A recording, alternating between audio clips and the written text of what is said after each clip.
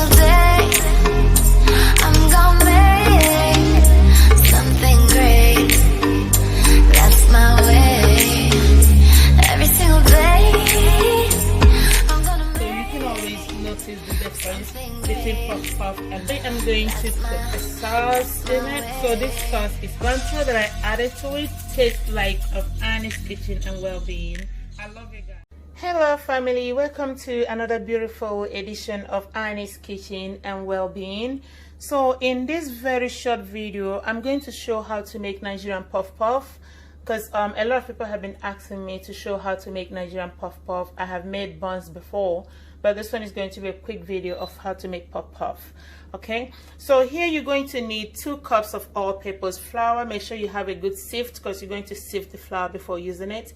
And you're going to need half teaspoon of nutmeg. This is ground nutmeg. You're going to need salt to your taste, but you can add half teaspoon of salt. And you're going to need a 1/4 cup of granulated sugar and 1 teaspoon of self-rising dry yeast. Okay, so at the same time you're going to add 1 cup of warm water, warm to room temperature water, not hot water, just warm to room temperature of water.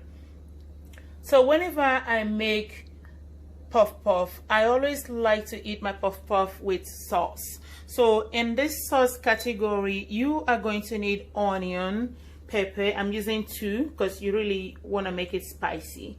And you're going to need garlic. You're going to need ginger, 1 cube of Maggie. Also going to add thyme. So I'm going to use half teaspoon of thyme, half teaspoon of curry powder, and half teaspoon of paprika seasoning.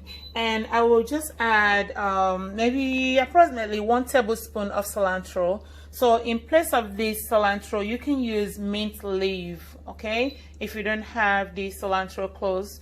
And also if you're back home, you can use nchuanwu. It's the same thing. It's going to give you the same flavor, but here I don't have nchuanwu nearby, so I'm going to use cilantro. So at the same time, you are going to need water, and you're going to need something to seal the dough after mixing it, so that you can give it about 45 minutes to an hour to rise. Okay, all right. Okay guys, so I'm going to sift my flour. There's the 2 cups of all-purpose flour. So I'm adding my nutmeg and salt, and I'm adding my sugar. So I'm just gonna mix it until it's evenly mixed. Okay,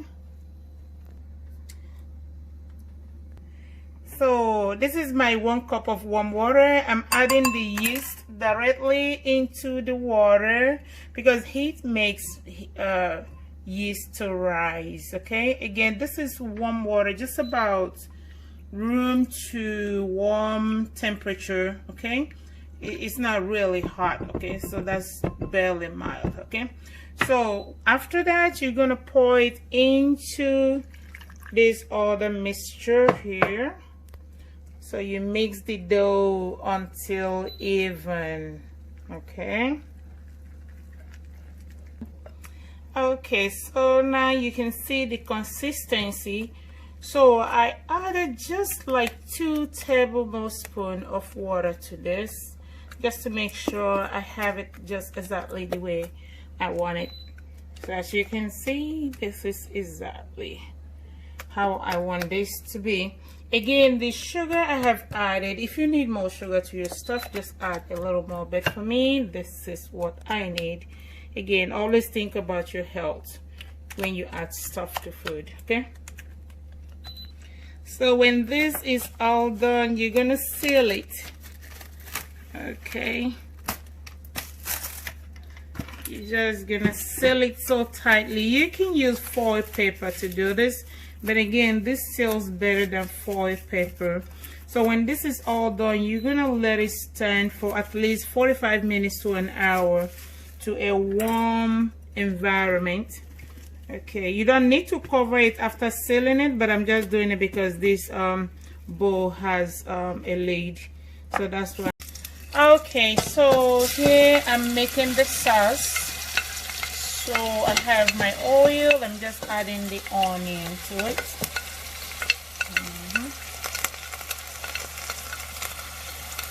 Okay, so I'm adding my ginger and garlic.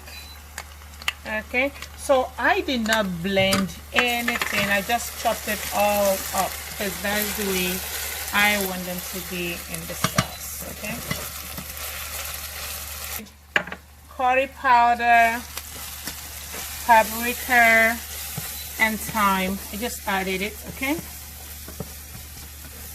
now I'm going to add the Maggie. So I just kind of squeeze the Maggie to break it, you know.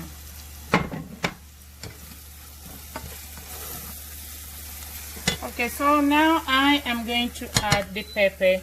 So again, I did not blend this pepper. I just chopped it up. That's the way it's supposed to be. Okay, I'm going to add my cilantro leaves. So at this time, I just took it off the stove. Okay, so that's how you make the sauce for puff puff. Okay, so this is good. So we're gonna go back to frying the puff puff. So medium to high is good enough. A lot of people have so many styles of doing this, but for me this is the most convenient for me, and that's what I do.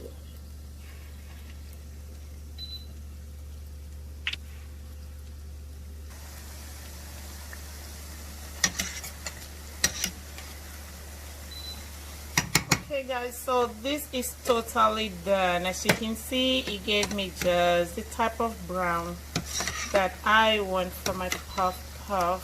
Okay, don't let it burn though.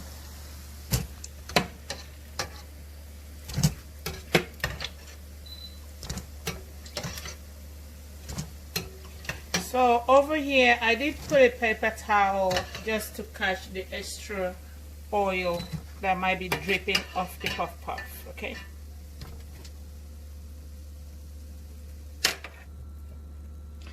and I have had some people do this puff that way, you know, they so it just depends on what you're comfortable doing. Okay family, this is the end product of our puff puff making. So as you can see, it's all way done, so you can always notice the difference between puff puff and buns. Okay, so I'm gonna open one of them up and you see the inside because of the yeast that was used, so you can see the little puffiness in it. Okay, so I am going to put the sauce in it. So this sauce is hot and spicy, and that makes eating puff puff so good and palatable. Like it.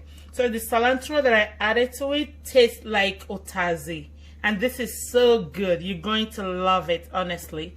All right guys, so thank you for watching another beautiful edition of Annie's Kitchen and Wellbeing. I love you guys. Please stay safe and have a beautiful weekend. Bye. Every single day, I'm gonna make something great. That's my way.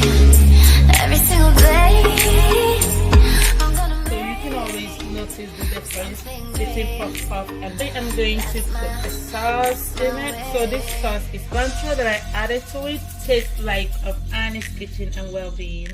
I love it guys.